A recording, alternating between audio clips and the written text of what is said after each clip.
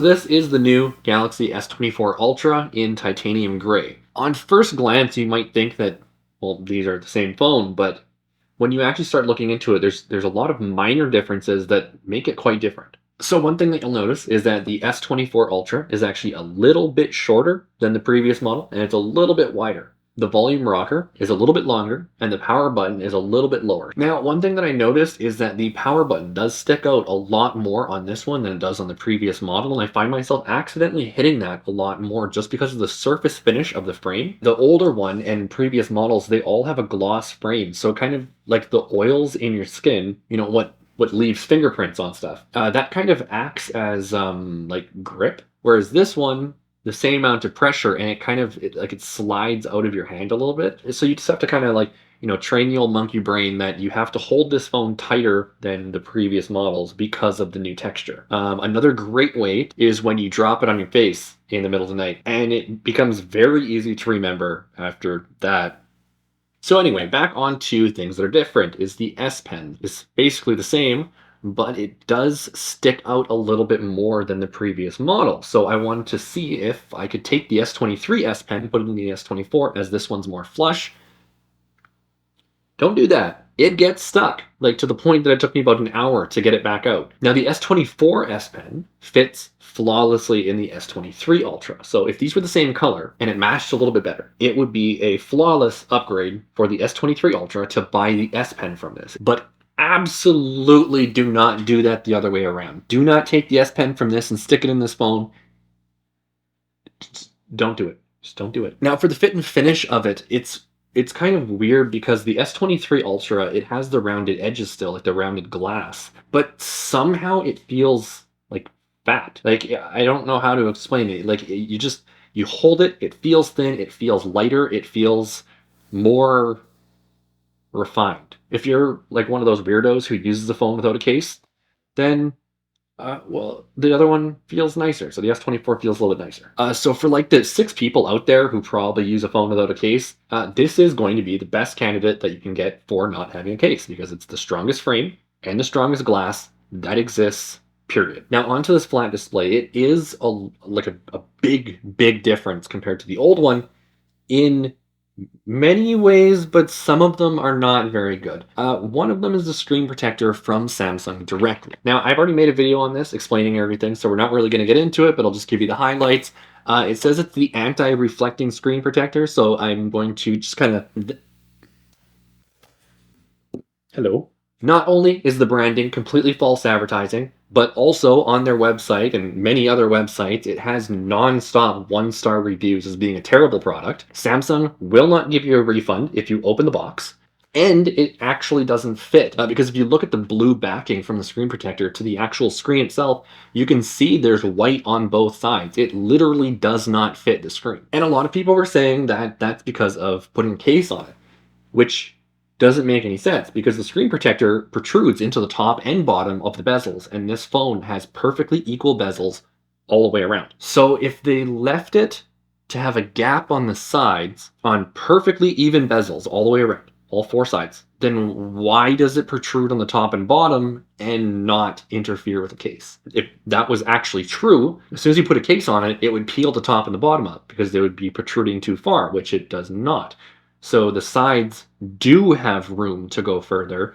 They just didn't. Not having a screen protector is going to be better. On that note, this also has the strongest glass ever. If you look at Samsung software, like the very last 4 digits of the firmware number, that's the One UI version since the phone launched. For example, the S23 Ultra, if the firmware has A and then 3 something, whatever, that means One UI 5.1 because that's what the phone launched with. If it says B and then 3 somethings after, then that means that it's One UI 6, and then C will be One UI 6.1 once it's released. As of right now, it's not. So on the S24 Ultra, it starts with A because that's the launch version of One UI, so that makes sense. Now the confusing part, that's the month. Always A to L, because that's the first 12 letters of the alphabet, and there's 12 months in a year. This phone is M.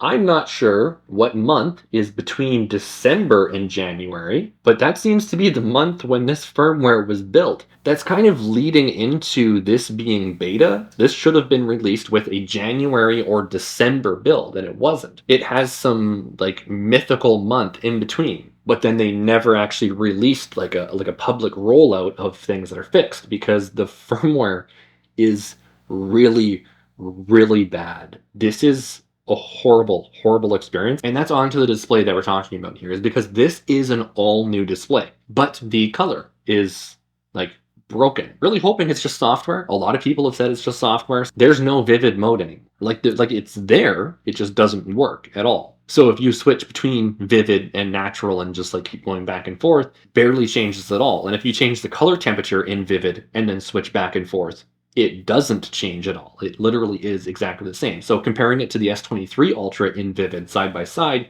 it looks like the S23 is a much newer phone. It makes the S24 Ultra look extremely dated, which, hoping that it's software, but it is an all-new display. This could be a hardware issue. Now, I'm with everyone else hoping that this is going to be a software issue, and the next software release it's just going to be fixed, and that's cool, and then, Vivid colors will work, and everything's totally fine at that point. But this being a brand new display, this could actually be a hardware issue, and the display literally can't produce more colors than what it already is. Because these previous phones have the curved edge display. This is completely flat with a slightly different resolution. So these two phones literally have two completely different displays in them. And the fact that the color is not working as vivid as it is in this one could be the difference between the manufacturing process and not software, which means that a software update might not fix this issue. This might be as good as it gets. But on that, bandwagon of hardware, that's where the camera changed. This has the 50 megapixel zoom. The new one, the S24 Ultra, the zoom is absolutely horrendous. And I'll show you a sample picture that I have here where you can see that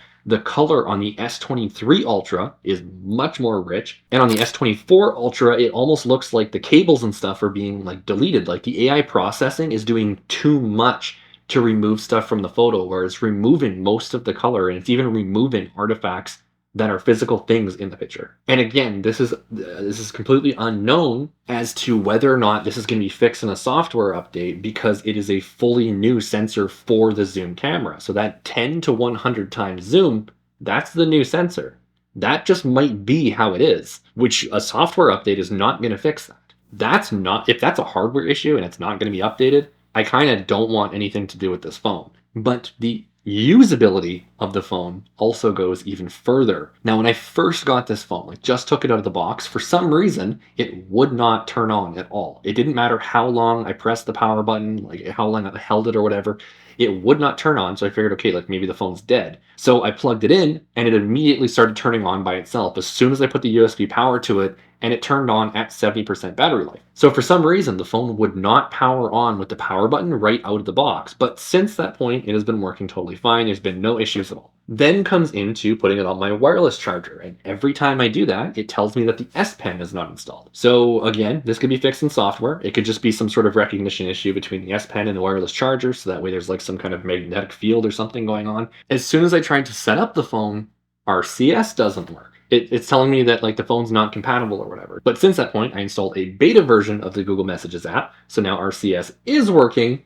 except the app constantly crashes on me. And as of right now, Google has not released an update for the Google Messaging app, so it's still kind of hit or miss. The official stable version does not work, and the beta version that I'm running, it works, but it crashes consistently. Then we get into more software woes, where the camera, they've removed the super slow motion. This no longer has 960 frames per second, which is really weird considering that this is obviously the most powerful Samsung phone that they've ever made. So it has the most processing power that they could have put towards the super slow motion, and they didn't. They've completely removed that. So again, software update can re-enable that, but they've obviously removed it for some reason, so I can't imagine that they're going to put the research and development into re-implementing that into this camera app for the very few people that may have actually used it. But If you did use that, it's no longer part of this phone. Then finally we come up to the gestures for navigation. So if you use the nav bar with the recents home and back button or whatever, the gestures that you can use as the alternative for navigating the phone, you can no longer remove that hint from the bottom of the screen. Like, you know, that little like horizontal bar that looks like an iPhone? You can't get rid of that anymore. You know, it's not a huge issue, but the annoying part of it is that it slightly moved the keyboard up for me. So now, like, the old monkey brain here, like, it's not working. Like, I'm making like ridiculous typos because the keyboard is slightly higher than it was before, which basically means that I have to completely relearn how to type on a phone because of my hand position being incorrect for holding the phone comfortably versus where the actual keys of the keyboard are. But for a full disclosure of what's going on here is I get like a huge discount from Samsung. Like, these headphones right here, they gave these to me for free. I didn't pay for these. This charger right here, also completely free. I didn't pay for this. This phone, I got 25% off of like the retail price, like the $2,004, plus the $1,000 credit for sending this phone in once, you know, the review's done. I also get the $150 off from the Galaxy Unpacked event, as well as the free upgrade to the 512 gigs of storage as 256, but everyone gets that on the pre-order. And you also get the 50% off accessories from the pre-order as well. So this is only $25. The fact that the screen protector is a complete piece of garbage, it's not like a huge loss. Like, it's $25. So that kind of sucks. You know, that's like 2 pizzas, pizza and a half, depending on where you shop. But I just want to be completely clear that I get a huge deal on all of these things. So I'm, you know, expected to be more like promotive of Samsung, but I wanted to make that clear that even though Samsung is giving me like a ridiculous deal, free stuff, like the random stuff that you see in the background, water bottles, coffee cups, mugs, multiple sets of Galaxy Buds, the wireless charger directly from Samsung. I don't even know, like, I have like countless cables, other chargers, like they literally just send me so much stuff. Like, I even have like a Samsung backpack that I put my laptop in for like the, you know, maybe 1 day a year that I have to leave the house. But with that being said, this is not a paid sponsorship, so I'm still going to be giving an unbiased opinion as to whether your $2,000 Canadian is worthwhile. And in this sense, right now at this time, it's not. I'd just skip the phone. The only thing that makes this phone kind of worthwhile, and it kind of makes me want to hang on to it, is, you know, a lot of this can be fixed in software. And I'm really hoping that the camera sensor and the muted colors on the display, that's just a software issue and they can fix that. But until it's fixed, this is a huge downgrade. Until Google releases a new messaging app update, RCS and just texting in general is awful. And the gesture thing is just kind of a huge inconvenience. Even though we're going to fix it in the next video, it's still reliant on third-party software to be updated correctly to work with One UI. So it's doable. It's a viable solution. It's just, it's kind of risky. You know, you're not relying on Samsung anymore. You're relying on a third-party company. And that's just, I don't know. Like, the whole reason they did that is because of the circle to search thing, which when you live in a one-horse town and you don't leave your house, like recently the places thing in the Samsung settings, it came up asking me if I wanted to add this like most frequently visited address for me. It was the dentist that I go to every, you know, like month and a half. So that's my most frequently visited address. It's the dentist. I don't need live translations. I don't need all of that crazy AI stuff. Like, the only thing that might have been cool is the circle to search, but I'm pretty much using this phone for business related stuff. It's just me talking to other local people in a town with less than 100,000 people, and the nearest major city is like 750 kilometers away, like 450 miles away. All of these AI features are completely useless for me. Really no use for any of them, so having that like circle to search thing or whatever being prominent at the bottom, it's kind of, it's an inconvenience for me. Where, you know, like, you might live in a huge city or something like that, where that ends up being a huge thing for you and it's super beneficial and that's totally cool. But for me, it's not, and they've removed the option for me to be compatible with that. It gives me iPhone vibes. That's it. That's what it is. It's giving visual changes that you're not allowed to change anymore. You know, that's kind of where, like, it's kind of crossing over for me. I'm not allowed to make this look the same as this. I now have to adapt my entire, like, typing style, the way I hold the phone, my muscle memory.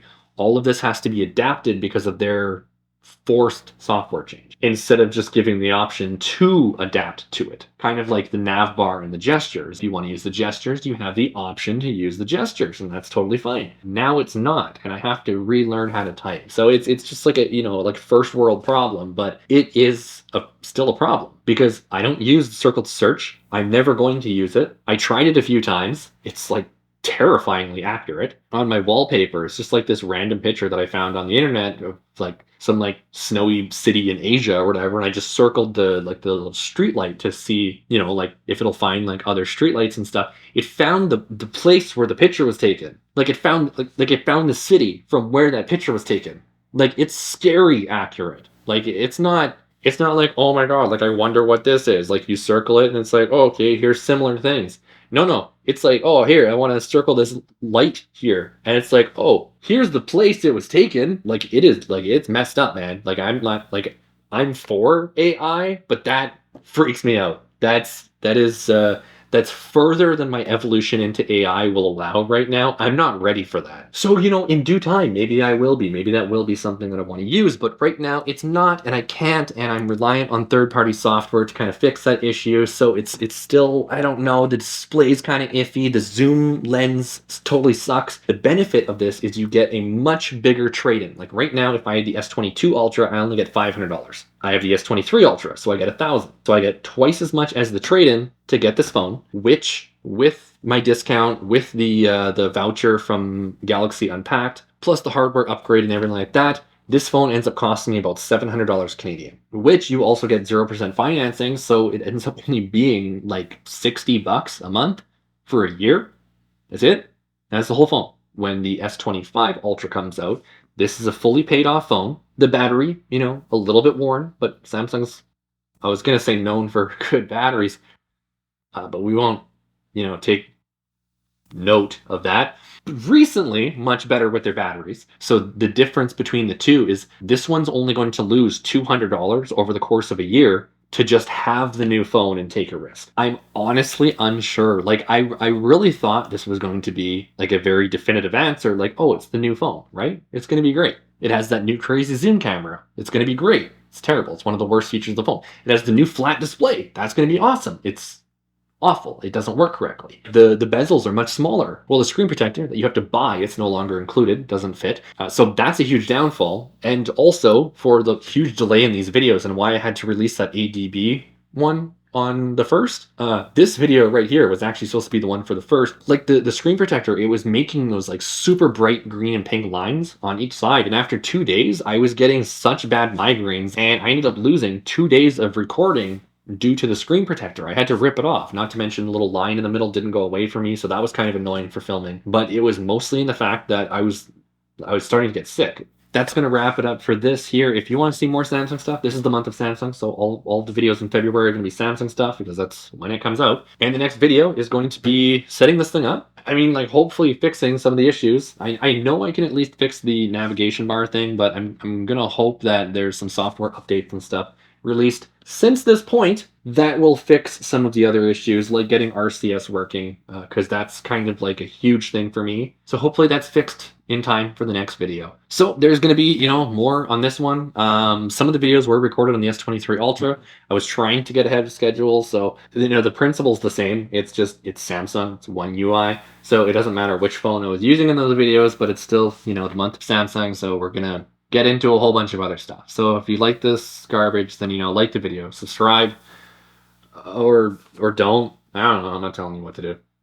Just slightly ahead of our time. Panasonic.